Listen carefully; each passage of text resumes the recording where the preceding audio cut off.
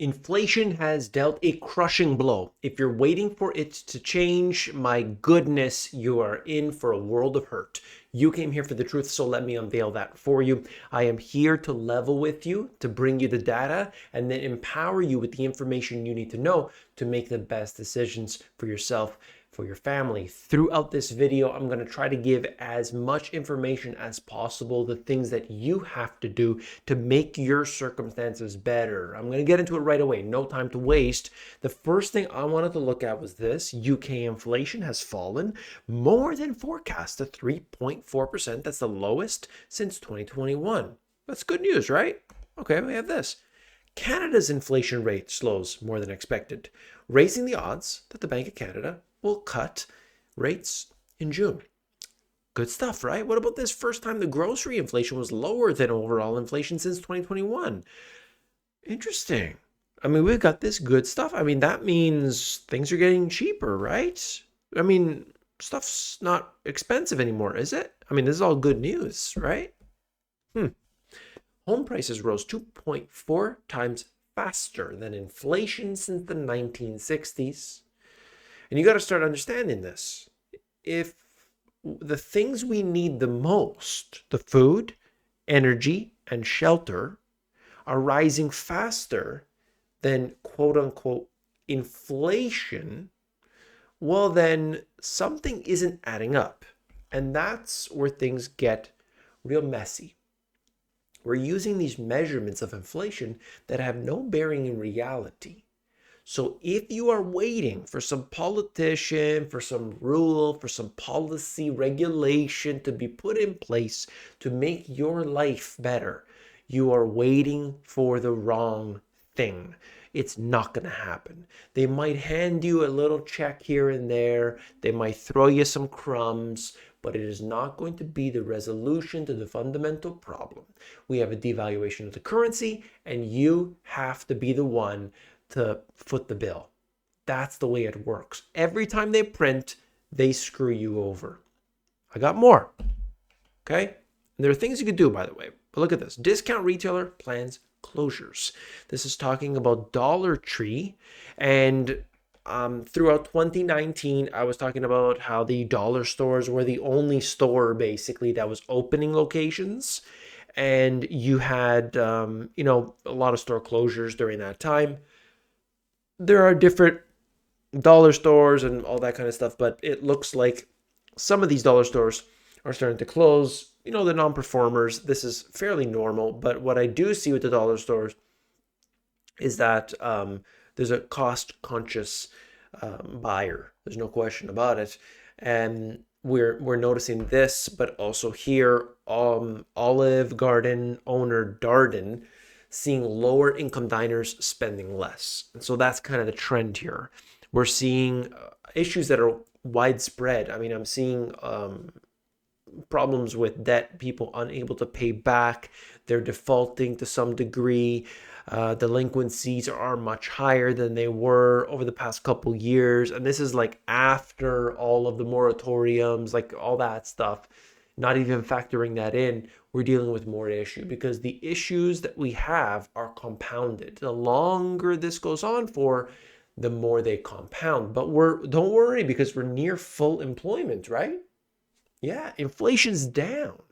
Inflation's down. Therefore, the problem is okay, right? Look, if you are not increasing your income dramatically every single year, this is going to swallow you up. You can't be making, let's just say, 7 to 10% on your stocks, your 401k every single year, because there's never a down year, right? Every single year, and think that you're going to keep up with the actual rate of inflation and then do better. That doesn't work like that. You have to have a considerable increase in your income each and every year. Hard to do. That's right. There's no question about it. Canadians hit the brakes on car ownership, saying it's too expensive. High inflation, interest rates keeping more people from buying or leasing a car this year. This is after all the craziness of 2019 where there was too many cars, and then 2020 where there were no cars available, and then that changed to, well, we have cars but we don't have semiconductors, and then it completely disappeared. It was the weirdest thing. Like the I don't know what to believe, what not to believe. I only have the data. I look at the raw data. If you ask me which news channels I watch, if you ask me which YouTubers I watch, the answer is none. I don't watch any, and that's just the end of it. I look at the raw data only, and of course, I do see the news articles, but I get it from every possible source. I've shared some of those before. You could see the links in the description under the sources. Looking at this, auto prices are cooling, but we're never going back to the old normal. And that's really what I want to discuss here. The inflation rate is coming down, but that does not mean that prices are going down. That does not mean that we are going to see prices at a reasonable level ever again.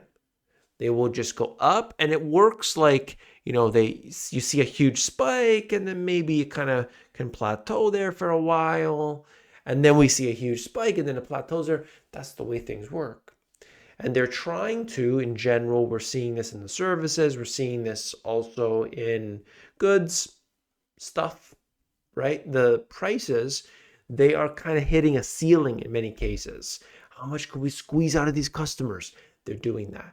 If you do not have the right contacts, if you do not get things from the right places, you are just going to pay more. I've talked about this before. Let's give one tip. The number one thing that people should be doing is buying in bulk. Well, I do that already, or I try my best, or I can't do it. You should be buying, especially if you're in the United States, you should be looking into the food terminal in your area. In some areas, it's totally open to the public. The only, stipulation here is that you're buying an entire case of stuff. And you might say, yeah, I can't do a case. I buy a case of bananas anyway. But if, let's say, you didn't want a whole case of bananas, okay, can you split it in 3? That's good. You have your family, you have your neighbors. You say, look, let's go there. Let's buy in bulk. And for a good majority of our stuff, we can get that for pretty cheap. So these are the things you got to do. People don't even know about food terminals because they're usually reserved for the supermarkets, or in some cases you'll have the landscapers because they can buy flowers there. So it depends on the food terminal. Some of them are not open to the public, or you need to have like a food license. So you need to be like a restaurant, or you need to be, some sort of supermarket, like a small supermarket or whatever. But look into it. Food terminals. Highly recommend buying in bulk, real bulk. With food inflation still hot, consumers turn to buy now, pay later to pay groceries and their takeout. I mean, you're going to pay for your groceries and your takeout using buy now, pay later. I mean, the takeout, that's a whole different issue, but your groceries, there's a problem. You know that we have become this has become an obvious issue when we're buying groceries with this, and we're being told at the same time that inflation's going down. Look, you can see this. Just looking at it, obviously, 15 million consumers, they reported using buy now, pay later installment loans to pay for their groceries or manage their weekly food expenses. It is a very unfortunate thing to hear that, and it saddens me, of course. We're also seeing the fact here with this whole skimpflation. Now, skimpflation comes in many different shapes and sizes. What does that mean? Not shrinkflation, but skimpflation. So they think about the soap. The soap they used to get was super thick. It was concentrated. Now that same soap, maybe the same size, or maybe they shrinkflated the packaging, but there's more water in it. So you're getting skimp. This is an unfortunate thing that we're seeing widespread everywhere. What are the things that you can do? Number one, yes, you can buy in bulk. You can go to the local farmer and say, hey, farmer, or you have the Amish or Mennonites, depending on where you live. You can speak to them. They're in your area. You just got to search them out. And you could see what they have to offer you. A lot of times the prices are cheaper. You know, for many people financially, they have to look at it two ways. You can increase your income or you can be prepared. These two things, like, you know, I always talk about, they are discussed in my video, Pillars of Prosperity. So if you type in The Money GPS, Pillars of Prosperity, you'll get that. It's also in the playlists on my YouTube channel. If you want to have, like, without the base level foundational principles of the financial system, you know, it's very much an uphill battle because the system is built so that you lose. So go to Compass. It's free. I made that free for you. You got to get in there. Compass is a free financial education system. It's literally just 20 minutes of videos, super short videos, condensed.